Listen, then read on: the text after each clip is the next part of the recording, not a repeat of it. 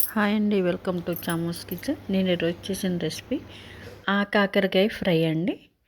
దీన్ని బోడ కాకరకాయ అని కూడా అంటారు. శ్రావణ మాసంలో తప్పకుండా ఒక్కసారైనా తినాలంటారండి ఈ కర్రీని. దానికి కావాల్సిన పదార్థాలు నేను 1/2 కిలో తీసుకున్నాను కాకరకాయ, ఉల్లిపాయలు ఒక 4 తీసుకున్నాను, తాలింపుకి మినపప్పు, జీలకర్ర, ఆవాలు, కరివేపాకు. ఇప్పుడు ఆయిల్ వేసుకుని మినపప్పు వేసుకుని జీలకర్ర, ఆవాలు వేసేసుకున్నాము.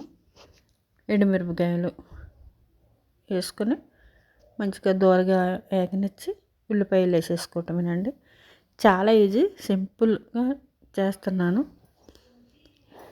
ఎలా చేసినా, ఎన్ని రకాలు చేసినా ఇలాగేనండి. కర్రీకి అయితే బాగోదు నాకు తెలిసి.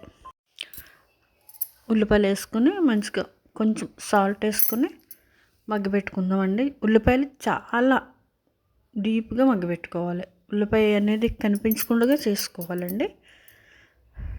కూర ఎందుకు బాగోదండి అంటే కర్రీకి అంత బాగోదండి. మీరు ఎలా చేసినా బాగోదండి. ఫ్రై అయితే మీరు ఎన్ని రకాలుగా చేసుకోండి, ఫ్రైకే బాగుంటుంది. కరివేపాకు వేసేసుకున్నాము. అయితే ఇప్పుడు ఈ ఫ్రైలోని కాకరకాయ పొడి అని, కారపొడి అవి కూడా వేసుకొని చేసుకోవచ్చు. అలా బాగుంటుంది. ఇప్పుడు మామూలు కాకరకాయ అనుకోండి, పులుసు పెట్టుకోవచ్చు కదా, బెల్లం వేసుకొని పులుసు పెట్టుకుంటే సూపర్ ఉంటుంది. ఈ కాకరకాయ అలా కాదు, ఫ్రై మాత్రం చేసుకుంటేనే బాగుంటుంది. ఇలా చిన్న పీసులుగా కట్ చేసుకోవచ్చు, పొడిగ్గా కట్ చేసుకోవచ్చు. అట్లా అయితే కొంచెం లేట్గా ఎగుతుంది, ఇలా అయితే తొందరగా ఎగుతుంది. ఫస్ట్ ఉల్లిపాయల్లో కొంచెం సాల్ట్ వేసుకున్నాం కదా, ఇప్పుడు ఈ ముక్కలు వేసిన తర్వాత కొంచెం సాల్ట్, తగినంత సాల్ట్ వేసేసుకోవచ్చు. వేసుకుని మంచిగా సిమ్లో పెట్టుకుని వేపుకోండి. పసుపు వేసేసుకుని ఇంకేమీ వేయొద్దండి. ఏమి వేసినా ఫ్లేవర్ పోతుంది. చెప్తున్నాను కదా, ఇలా చేసుకునేవచ్చు. ఆ కారాలు, కరివేపాకు పొడి, కారపొడి వేసుకుని చేసుకున్నా బాగుంటుంది. నేనైతే ఏమి వేయటం లేదండి, సింపుల్గా ఇలా ఫ్రై చేస్తున్నాను. చాలా మంచిది కూడా ఇది. ఇలా చూసుకుంటూ ఉండాలి, అడుగంటకుండా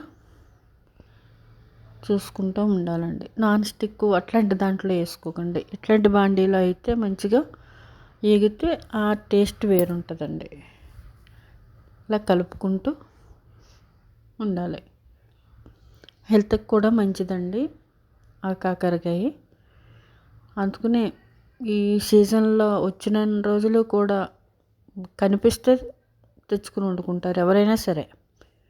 అన్ని సీజన్లో రాదు కదా ఇది. ఇప్పుడు ఈ శ్రావణ మాసంలోనే వస్తుందండి, జూలై, ఆగస్టులో వస్తుంది. ఇప్పుడు కారం వేసుకుని మంచిగా కలుపుకుని మళ్ళీ ఒకసారి మూత పెట్టుకుందాం. మంచిగా పడుతుంది కారం. ఇలా కొంచెం వేసుకుంటే ఇంత అన్నం కలుస్తుందండి. అట్లా ఉంటుంది ఫ్రై.